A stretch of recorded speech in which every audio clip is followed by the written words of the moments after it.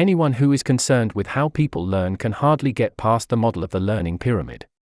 Originally introduced by Edgar Dale in the 1940s as the cone of experience, the model laid the foundations for understanding the effectiveness of different teaching and learning methods. The method with the best learning outcome is, unsurprisingly, direct experience. Those who have been able to apply what they have learned themselves remember it best. The direct purposeful experience is, so to speak, the foundation of the pyramid. At the thin end of the pyramid are verbal symbols. These include reading or listening to a webinar. His model should illustrate what we already know intuitively. The more senses are addressed by a learning method, the better the learning outcome. Cooking is not learned by reading cookbooks, but by combining sensory impressions such as smelling and tasting with the haptic experience of preparation. The interesting, and often neglected, method is found in the middle.